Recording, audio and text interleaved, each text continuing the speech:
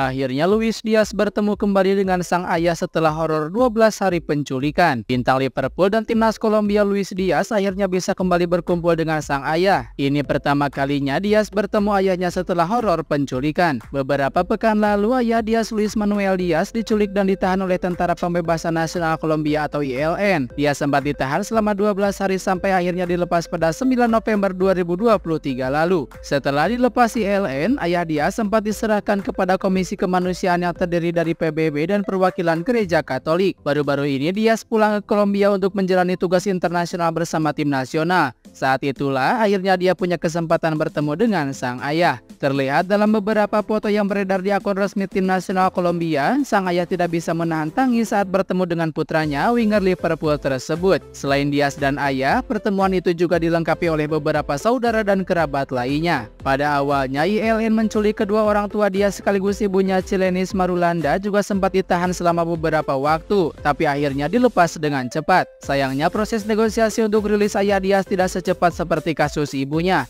Kepolisian Kolombia harus bekerja keras untuk memastikan bahwa ayah Diaz bisa dilepas dengan aman. 5 striker yang menjadi target AC Milan di Januari 2024. AC Milan ingin memperbaiki kinerja lini depannya, karena itu Rossoneri berencana mendatangkan juru gedor baru pada bursa transfer Januari 2024.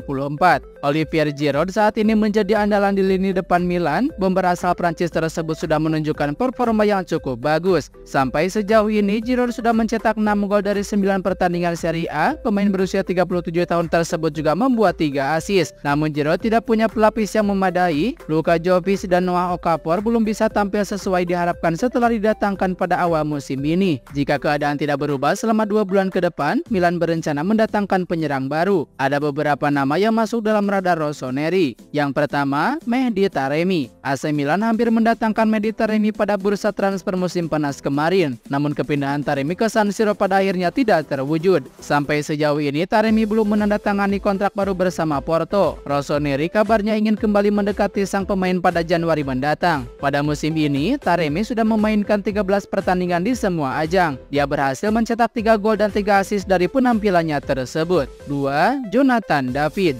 Jonathan David menarik perhatian AC Milan. Bomber asal Kanada tersebut memang tampil cukup tajam bersama Lille selama beberapa musim terakhir. Pada musim ini, David sudah memainkan 15 pertandingan dengan menyumbang 4 gol dan 2 assist. Dia dikontrak klubnya sampai tahun 2025 mendatang. Untuk bisa mendapatkan David, Milan harus merogoh saku agak dalam. Pemain berusia 23 tahun itu kabarnya baru bisa diboyong dengan mahar minimal 50 juta euro. 3. Benjamin Sesko. Benjamin Sesko mampu menarik perhatian saat bermain bersama RB Salzburg. Pemain berusia 20 tahun tersebut berhasil mencetak 18 gol pada musim lalu. Sesko memutuskan untuk pindah ke RB Leipzig pada musim panas 2023. Dia telah mengantongi 6 gol dalam 13 pertandingan untuk klub barunya. Leipzig mengikat Sesko dengan kontrak sampai tahun 2028 mendatang. Sesko kabarnya juga diminati 2 klub Premier League, Arsenal dan Chelsea. 4. Joshua Zirkzee. Joshua Zirkzee memulai karirnya bersama Bayern Munchen. Penyerang muda asal Belanda tersebut kemudian pindah ke Bologna pada bursa transfer musim panas 2022. Pada musim ini, Zirkzee menjadi andalan di lini depan Bologna. Pemain berusia 22 tahun tersebut sudah mencetak 4 gol dan 1 assist dari 11 penampilan di semua ajang. Zirkzee masih memiliki kontrak dengan Bologna sampai tahun 2026 mendatang. Dia bisa bermain sebagai penyerang tengah maupun second striker. 5. Santiago Gimenez.